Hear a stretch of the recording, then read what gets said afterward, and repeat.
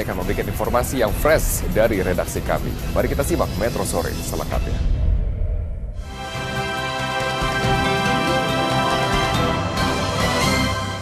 Sidang kedua peninjauan kembali kasus terorisme dengan terpidana Abu Bakar Ba'asyir hari ini kembali digelar di Pengadilan Negeri Cilacap, Jawa Tengah. Ribuan polisi dikerahkan untuk menjaga jalannya sidang.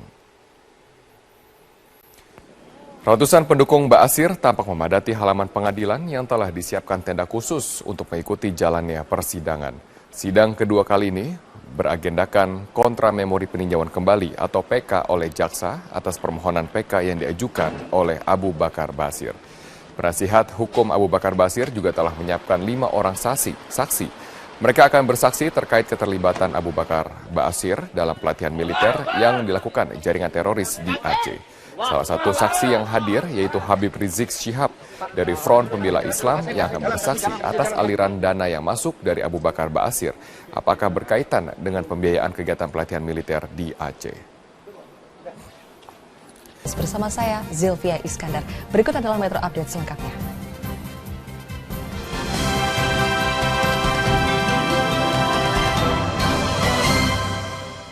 Pemirsa, Presiden Joko Widodo hari ini melakukan kunjungan pertamanya di Timor Leste. Kunjungan ini untuk meningkatkan kerjasama kedua negara dan menegaskan kesiapan Indonesia untuk menjadi mitra utama pembangunan Timor Leste. Selasa pagi, Presiden Joko Widodo didampingi Ibu Iriana Widodo tiba di Bandara Internasional Presiden Nico Lobattadili, Republik Demokratik Timor Leste. Kedatangan Presiden disambut dengan upacara kehormatan yang dihadiri oleh Menteri Luar Negeri dan Menteri Dalam Negeri Timor Leste, Duta Besar Indonesia untuk Timor Leste, dan beberapa pejabat terkait. Agenda pertama Presiden di Timor Leste adalah bertemu Presiden Timor Leste Taur Matanrua, juga Perdana Menteri Maria de Araujo. Beberapa permasalahan yang akan dibahas antara lain penguatan kerjasama perdagangan, investasi, energi, pembangunan infrastruktur, serta mempercepat penyelesaian isu perbatasan.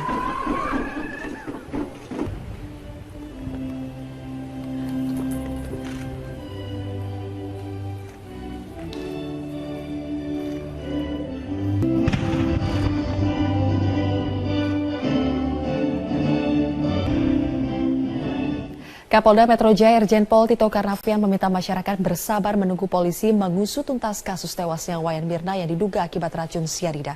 Menurut Tito, gelar perkara akan segera dilakukan. Jika telah memenuhi unsur dan tersangkanya sudah ditetapkan, kepolisian akan segera merilisnya kepada media.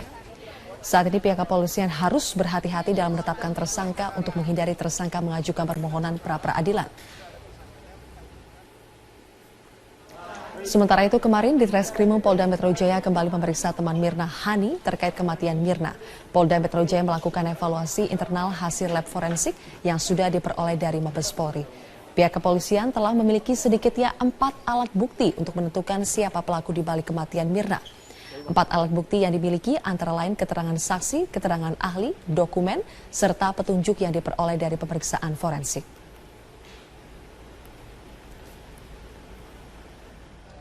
Sedang digelar perkara, kalau nanti sudah ada tersangkanya ajukan, setelah itu kita berkas selesai, baru kita akan rilis. Daripada saya rilis seperti ini nanti sudah berkembang keruan. Oke. Pemirsa, Kejaksaan Tinggi DKI Jakarta menunggu kedatangan di Krimum Polda Metro Jaya Selasa ini untuk melakukan gelar perkara terhadap kasus pembunuhan Wayan Mirna. Sejauh ini Kejati mengaku berkas kasus pembunuhan Mirna belum diterima oleh pihaknya. Meski mengaku belum terima kabar akan dilakukannya ekspos atau gelar perkara kasus pembunuhan Mirna oleh Polda Metro Jaya, Humas Kejati DKI Jakarta Waluyo memastikan gelar perkara akan berlangsung tertutup. Hal ini dimaksudkan demi mencegah bocornya proses penyidikan ke ranah publik.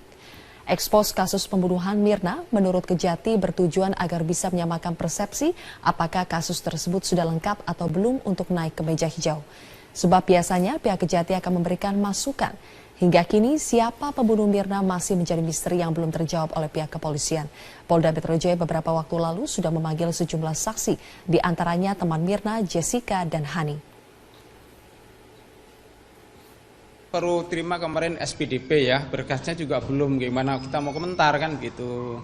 Jadi intinya dalam rangka gelar perkara itu untuk konsultasi lah intinya begitu. tersangkanya maupun belum, itu bisa aja gelar perkara untuk menyamakan daripada persepsi gitu terhadap fakta tersebut, gitu intinya begitu. Jadi kalau seperti itu. Kita beralih ke informasi lain, pemirsa. Seorang tenaga kerja wanita Indonesia terancam hukuman mati di Malaysia.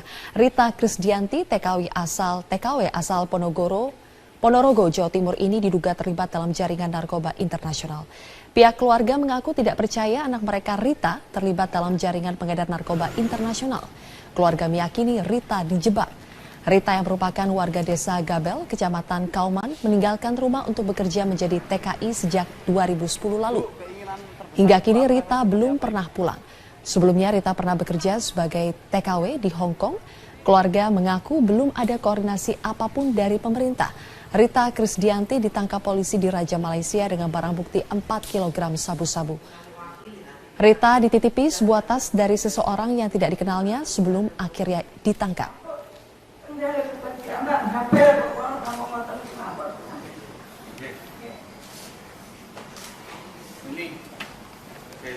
Badan Meteorologi, Klimatologi, dan Geofisika pada Stasiun Meteorologi Kelas 3 Banyuwangi, Jawa Timur mengingatkan warga Tapal Kuda, Jawa Timur untuk waspada banjir, petir, dan tanah longsor saat musim hujan. Berdasarkan data BMKG, Stasiun Meteorologi Kelas 3 Banyuwangi, puncak musim hujan di wilayah Banyuwangi, Situbondo, Bondowoso, dan Jember terjadi pada bulan Januari hingga Februari. Saat puncak musim hujan akan terjadi hujan lebat dalam waktu singkat disertai petir dan hujan lebat yang akan terjadi dalam waktu cukup lama. Titik daerah longsor yang perlu diwaspadai adalah jalur Banyuwangi Jember di Pegunungan Kumitir, jalur Banyuwangi Ijin di Jalan Licin dan Arak-Arak, serta di Bondowoso jalur Arak-Arak yang menghubungkan jalur Bondowoso Situbondo. Aku liputan nang di Tumbang Pitu Mas. Bencana banjir melanda sejumlah wilayah di Sumatera bagian selatan, diantaranya Jambi dan Bengkulu. Masyarakat menilai pemerintah daerah kurang antisipatif dan sigap dalam menangani masalah banjir. Nadia Atmaji akan melaporkan selengkapnya dari Palembang, Sumatera Selatan. Nadia, wilayah mana saja yang terkena banjir di wilayah Jambi? Zilvia, banjir di Jambi setidaknya terpantau di wilayah Kota Sungai Penuh dan Kabupaten Batanghari. Untuk di Kota Sungai Penuh ini terjadi tepatnya di Kecamatan Tanah Kampung dengan ketinggian banjir kurang lebih dari 20 cm hingga 60 cm. Tetapi hal ini belum membuat warga kemudian mengevakuasi diri mereka ke tempat yang lebih aman. Namun dampak yang dirasakan saat ini adalah jalanan yang tergenang air. Ini menyebabkan mobilisasi kendaraan roda 2 maupun roda 4 menjadi terhambat karena mereka harus sangat berhati-hati karena jika tidak mereka bisa mogok di tengah jalan. Dan hal ini juga berdampak pada aktivitas pertanian karena lahan sawah dari milik warga juga turut terendam. Untuk di Kabupaten Batanghari ini terjadi karena meluasnya banjir dari tetangga, yakni dari Kabupaten Sorolangun dan juga Merangin. Saat ini banjir merendam 3 desa yang ada di Kabupaten Batanghari. Dan dampak yang paling dirasakan adalah mobilisasi dari warga yang kemudian harus menggunakan perahu getek untuk bergerak dari satu titik ke titik yang lain. Dan selain itu juga aktivitas di perkebunan, misalnya saja pada perkebunan sawit dan juga karet menjadi terhambat karena perkebunan yang juga turut terendam dengan ketinggian yang cukup tinggi mencapai 1 meter.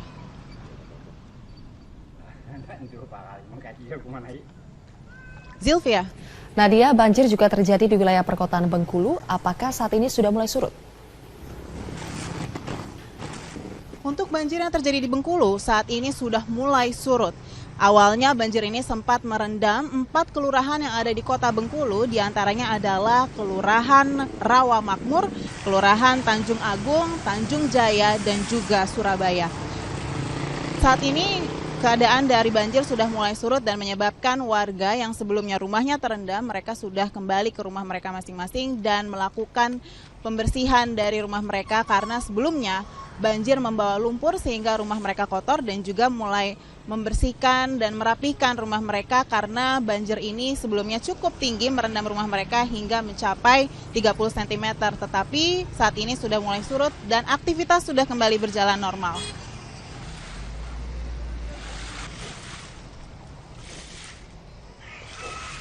Demikian Sylvia, kembali ke studio. Nadia Atmaji melaporkan langsung dari Palembang, Sumatera Selatan.